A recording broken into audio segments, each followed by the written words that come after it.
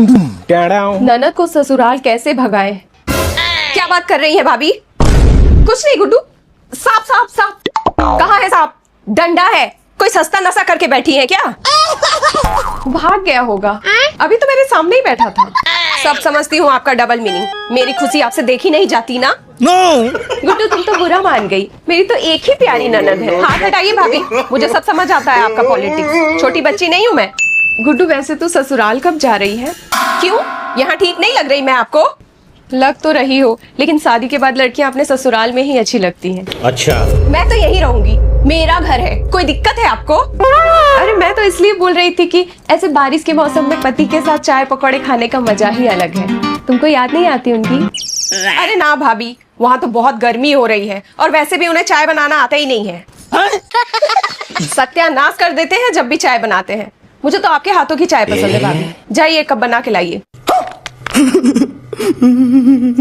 और हाँ भाभी, साथ में पकौड़े भी ले आना। मौसम बड़ा अच्छा हो रहा है ना? No no no no.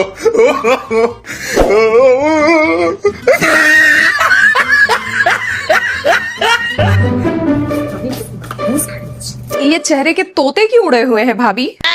इस गुड्डू का ना कुछ करना पड़ेगा। बिमला कोई तिगड़म लगाना गुड्डू को ससुराल वापस भेजने के लिए। ना बाबा ना, दीदी को भनक भी लग गई ना तो किचन में ही भस्म कर देंगी मुझे। आप जीजा जी को कॉल करके बोलिए गुड्डू को लेके जाएं। अरे किया था मैंने कॉल, जीजा जी बोले कुछ टाइम हमें भी खुश रहने का मौका दो, रखिए एक आध महीना और, बोल के कॉल काट दिए। मेरी बेटी के पीछे क्यों पड़ी रहती है बहू? अभी अभी तो आई है बेचारी, 2 ही महीने तो हुए हैं आए हुए। कुछ दिन और रहने दो उसे। हाँ मम्मी जी, मैं कहाँ मना कर रही हूँ।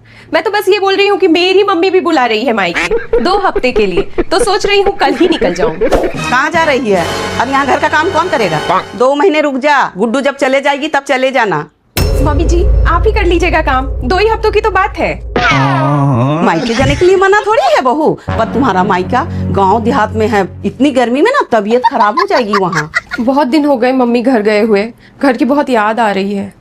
जब बार बार घर ही भाग जाना है भाभी तो फिर शादी क्यों किए? बताऊं भैया को अभी? ठीक है गुड्डू, नहीं जाऊंगी। दिमाग में ये ख्याल भी मत लाइएगा, नहीं तो भैया से कुटवा दूंगी। इसको तो जहर देके ही मारना होगा। कहाँ जा रही बहू? कपड़े सुखाने, और भी तो बहुत काम पड़े हैं, करना तो मुझे ही है ना। ए गुड्डू, तेरी तो शादी हो गई है, फिर यहाँ कुंडली मार के क्यों बैठी है? मेरा घर है, मैं कुंडली मारूं या धरना दूं, आपको क्या? मर्द से लड़के आई है क्या? अरे मैं तो बस ऐसे ही बोल रही थी। तेरा ससुराल तो हीरा है, हीरा। आपको क्या पता मेरे ससुराल के बारे में? वहाँ इंसान थोड़ी ना रहते हैं। तो फिर कौन रहता है? जहरीला नाग नागिन लोग रहते हैं। कोई फूंक रहा है तो कोई डस रहा है। और सबसे डेंजर नागिन है मेरी ननद। वो अपने ससुराल से फोन पे एक फूंक मारती है और यहाँ सारे नाग नागिन एक्टिव हो जाते हैं मुझे डसने के लिए। दुश्मन को भी ऐसी ननद ना मिले गुड्डू। क्या बताऊं दीदी आपको, मेरी तो जिंदगी ही नरक हो गई है। वहां गई तो मुझे डस के ही मार देंगे। समझ रहे हो? ये तो ऊपर वाले का इंसाफ है दीदी, जैसा करेंगे वैसा भरना तो पड़ेगा ना। यही रह जा तू, वहाँ कहाँ इतनी गर्मी में काम करेगी, यहाँ रहेगी आराम करेगी। और भाभी तो है ही तेरी सेवा के लिए। तू साला बहुत नीच आदमी रहे। सांप को देखा और तेरे को देखा तो पहला सांप को छोड़ के तेरे को मारना। वैसे क्या बोलते हैं तुझे तेरे ससुराल वाले? बोलते नहीं है, सीधा जहर उगलते हैं, जहर। एक दिन सब्जी में थोड़ा नमक क्या ज्यादा हो गया, मुझे तो घर से ही बाहर निकाल दिए रात भर। तेरे साथ इतना कुछ हो गया तो कुछ करती क्यों नहीं? अब क्या ही कर सकती हूँ? क्या कर सकती हूँ? प्रताड़ित वाला केस कर दे, फिर देख कैसे रिलाई होता है, कैसे सब नाग नागिन जाते हैं पिटारी के अंदर। क्या सिखा रही रे मेरी बेटी को? पगला गई है क्या? घर तोड़वाएगी इसका? दीदी वो फ्लो में निकल गया था। दीदी चीनी मिलेगी क्या? नहीं। अरे गुड्डू, तू अब तक गई नहीं अपने ससुराल, जायदाद में हिस्सा लेके ही मानेगी क्या?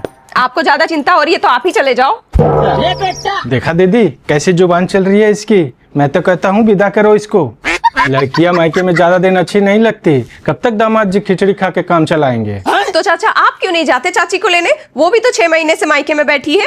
अरे उसे वहीं रहने दे, मुझे भी तो अपनी जिंदगी जीनी है।